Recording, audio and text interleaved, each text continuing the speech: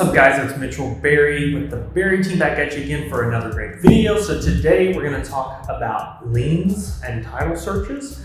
So if you're a seller and you're looking at, does my property have a lien on it, or the importance of looking into that and having a title search and a title insurance policy if you're buying a home. Both those are very important things. So we're going to talk about both of those today. Let's dive right in. So now, first of all, if you are looking to buy or sell in the Evansville area or anywhere across the country, give us a shout. We are licensed realtors and always thrilled to help. So give us a call at 812-315-3850 or shoot us a text and we'll be happy to help you in the best way we can.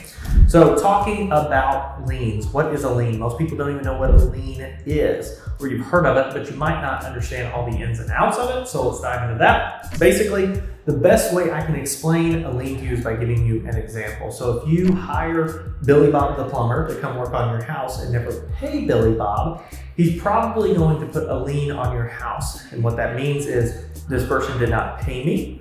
So we're basically putting this lien on the property. So then when the property goes to be sold, that lien will pop up, which almost, not always, but almost always mandates that that must be paid in order for the property to be sold. Now, this is incredibly important for you as a seller to know. We've had a few issues with this where sellers not aware that there's a lien on the property or they've forgotten over time. So if you've ever gotten sued or something similar, you might want to look into that, because that can hold up the sale of your house, if not completely derail the whole purchase if you found a buyer.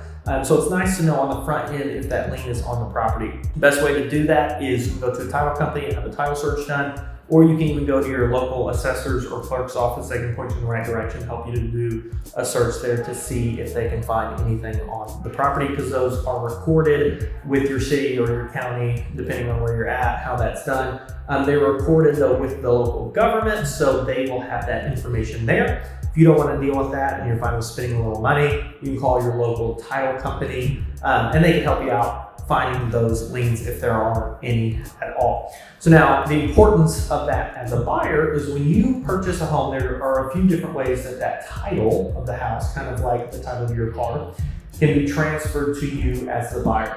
What you usually want to avoid is what we call a quit claim. So when you get a quit claim deed, you're inheriting everything with that property, the asset and the liabilities. So if you take a house with a quit claim deed, the downside of that is if the property is worth $100,000 but has a $150,000 lien on it, you now get the property and you're the nice winner of a $150,000 lien on the property, which then you're responsible for. If that property goes to sell, you're going to be stuck with that. So we highly advise against doing a quit claim deed. There are uses for it out there. The most common one we see is parents are just deeding the property over to their kids.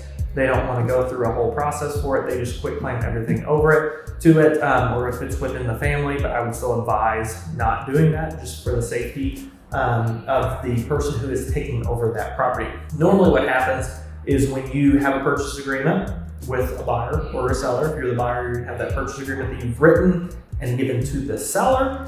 And it's very important that your real estate agent look through that contract properly. It's going to vary based on where you're at, state, all things like that. For us here in Indiana, there are a few different check boxes that we can look at there, and you want to make sure that you get a full title search on the property as well as a title insurance policy.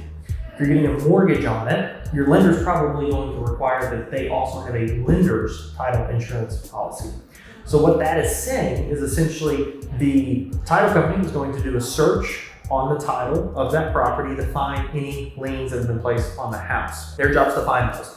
So if they find them and that pops up in the process, you know, cool, there's a lien on the property. The seller needs to take care of that prior to closing because it's not a clean and clear title. The other thing that you want to look at is when you're doing that title process, they should be issuing you a title insurance policy.